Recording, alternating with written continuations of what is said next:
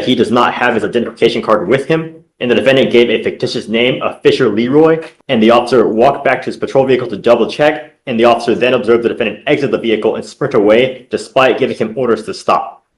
Pull a pistol from his waistband and pistol whip him with it multiple times on his head and face area, causing multiple cuts and bruises to his head and face area. As he proceeded to fall down on the ground, he continued to strike him in the head and face area. Pause here for a second. This detail matters more than people realize. Giving a fake name during a traffic stop isn't just lying. Legally, it escalates the entire encounter.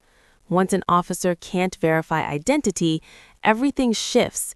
Detention lasts longer, suspicion increases, and fleeing turns a minor stop into a serious criminal charge. And running? That alone can justify additional charges, even before we talk about what comes next. So here's the question. If this was already going sideways, why make it 10 times worse by sprinting? With a closed fist and then stomp on him. Today we've got an entitled brat who is so far gone, it's actually insane. At just 21 years old, his criminal record already looks like he speed ran a crime spree challenge. This kid is out here acting like he's playing GTA in real life. Except now the police aren't NPCs, and they definitely shoot back in paperwork. He really thought he'd just run wild forever and never deal with a judge who's had enough. The confidence these young criminals have is unbelievable. Like the world is just one giant side mission for their entertainment. And today, that confidence is about to meet a giant legal brick wall. Is this finally the moment reality punches him in the face harder than he punched his victims? Let's go ahead and dive in. Sir, you are charged with evading arrest or detention. On that case, you're facing up to a year in jail and or a $4,000 fine. You're also charged with failure to identify oneself to a peace officer while being a fugitive from justice. That kicks it up to a Class A, so you're also facing a year and or a $4,000 fine on those cases as well. We're going to do probable cause. You have the right to remain silent. Anything you say can and will be used against you. You have the right to have an attorney present if you cannot afford one. One will be appointed to you, sir. Yes, Judge. On January 31st, 2025, the officer observed the defendant's vehicle run a red signal light at the 3400 block of Live Oak Street in Harris County, Texas. The officer further observed the vehicle completely fail to stop at a red signal light. The officer made contact with the defendant, who was observed to be behind the driver's seat of the vehicle, and the defendant stated that he does not have his identification card with him, and the defendant gave a fictitious name of Fisher Leroy, with date of birth January 1st, 2006. The officer ran the name through NCIC and found a DPS picture that does not remotely resemble the defendant. The defendant was asked if he was given the correct information, and the officer walked back to his patrol vehicle to double check, and the officer... This is where probable cause locks in, and there's no undo button. The officer didn't just think it was him. The ID, the photo match, the warrants, that's the legal trifecta. At this point, the case doesn't rely on opinions or assumptions anymore. It's documented, verified, and backed by databases judges trust every day. Once probable cause is found, the court isn't asking, did this happen? It's asking, how dangerous is this person right now? Ask yourself, would you feel safe if this was your neighborhood? Then observed the defendant exit the vehicle and sprint away despite giving him orders to stop. The officer ran after the defendant and observed the defendant get into another vehicle, the passenger side. The other vehicle drove away, and the officer gave the last direction of travel over the radio, but was not able to locate the vehicle. The officer walked back to the defendant's vehicle, secured it, and conducted an inventory check, finding a debit card inside with the name Kendrick Davis. The officer ran the name through NCIC and found a hit with a date of birth of 2/10/2003 with multiple Class C warrants, and ran a driver's license check with the defendant's picture and with date of birth. The DPS picture matched the defendant, and he was able to positively ID, and that's it, Your Honor. So I'm going to find that there's probable cause to go forward on both of your cases. The reason I'm bringing you out now is because there's no bond that's set on your cases, and we have to set you a bond. One of the things that I use to determine on what to set a bond is how dangerous you are, because I've never met you before. I don't know you, and all I know is that you've got a birthday in 5 days. So he's on bond for an aggravated robbery now, right? Yes, Judge. It's my understanding, I think it was a 2B, it looks like. I don't believe bond conditions and everything were put in place until a few days ago. So the charging instrument was filed November 13th of 2024. I think that you may well be right. In that case, it says here, A Hendrick Richard Davis hereinafter saw the defendant heretofore on or about August 12th, 2024 did then. This is the moment the courtroom temperature changes. High-speed chases aren't just reckless, they're one of the fastest ways to convince a judge you're a walking public safety risk. 90 to 115 miles per hour through residential streets tells the court one thing loud and clear. This defendant doesn't care who gets hurt. That's why bond arguments start collapsing right here. Because when judges say protecting the public, this is exactly what they mean.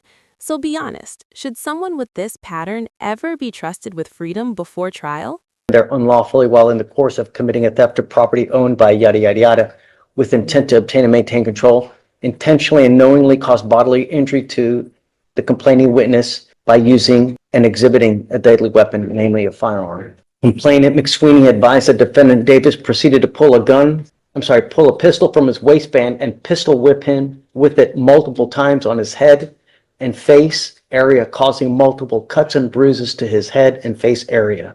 As he proceeded to fall down on the ground, he continued to strike him in the head and face area with a closed fist and then stomp on his face with his foot.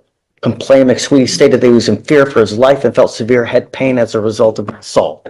I see that he has also picked up an evading arrest in a motor vehicle Yes, the sir. day after our two cases. I guess that's how they caught up to him, right? So They they must caught up to have. him, they found him, and that's when they arrested him on that, and then got picked up on me, I believe. Okay, so what happened in that case? Is he like driving 100 miles an hour? Is he? Yes, Judge, it says that the officer observed the defendant conduct an improper turn and failed to turn into the correct designated lane. They activated their lights and sirens, and the defendant evaded at speeds of 90 to 115 miles per hour for 3.5 miles on the highways and multiple residential and business streets. This defendant is an absolute menace to society, and the fact that he's still out here roaming around is terrifying. He shouldn't be walking free, he shouldn't be driving cars, and he definitely shouldn't be around normal people just trying to live their lives. Aggravated assault, pistol whipping someone in the head, stomping on them, kicking them while they beg for help. That's not a teenager being misunderstood. That's someone who thinks consequences are just imaginary. Making someone believe they're about to die and still getting released on bond? That's wild. And then what does he do with his freedom? Goes right back out stealing cars, running from police, and acting like his life is one big action movie. When judges talk about protecting society, this is exactly who they're talking about. He has no care for anyone but himself, zero remorse, zero responsibility, zero accountability. The legal system gives him an inch, and he sprints a marathon with stolen rims in a police chase. This isn't a mistake, this is a pattern. And patterns like this end one of two ways: prison or the morgue. Honestly, the craziest part is how he stands there looking smug as if the judge is inconveniencing him. That lack of empathy, that's a giant red flag in criminal justice. Judges see that look and instantly know this isn't someone who's going to change just because he got yelled at. At this point, the courtroom should come with a welcome back sign just for him. Okay. I think that you are an extreme danger to our public, and I'm going to do everything in my power to protect our public. The first thing I'm going to do is I'm going to be with me today, promising me you're not going to drive. I don't give a rat's behind what is going on in your life. I don't care if there's a burning building. You have to say 50 kittens. If I find that you drive, I can have a contempt hearing. You can be facing an additional 6 months of jail and a $500 fine every time you get into a car and drive. Do you understand? Yes, sir. I'm also putting in this affidavit that you're not supposed to be in possession of any weapons as well. If I find that you have a weapon, because I don't know if you're going to get out or not, and because these cases, because of the nature of the aggravated robbery, because of the nature of this one, I'm making his bonds high. I'm going to set them at $20,000 each. So can I make an argument? Yes, Okay. absolutely. I don't want to get ahead of myself, please. Yes. So I was appointed to Mr. Davis this morning. I was able to talk to him a little bit in the holdover. We are requesting PR bonds for both of the cases. He's 22 years old. 21 years old. He's lived in Houston his whole life. He has a lot of family in Houston. His grandparents, mom, daughter, and siblings. Prior to being in custody, he was working at Builders First Source for around a month. Mr. Davis also lives with his grandfather who has cancer. Mr. Davis is his caretaker, is my understanding.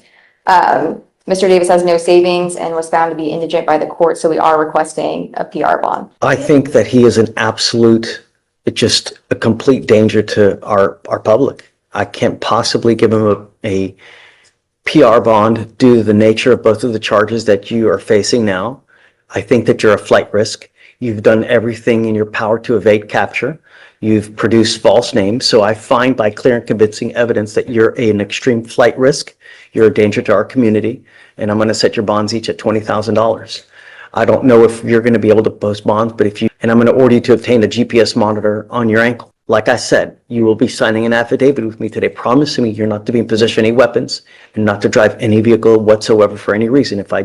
If you do, I can have a contempt hearing. Do you understand? Yes, sir. So I guess the felonies are set for April 7th. I don't like to set them out too far just in case. If you want to, we can do up to 30 days. It's up to you. That's perfect. And then we'll come back. I don't know. We'll see what circumstances have changed, and then we'll go from there and just keep us in the loop. Okay, thank you. All right. I need you to sign this for me.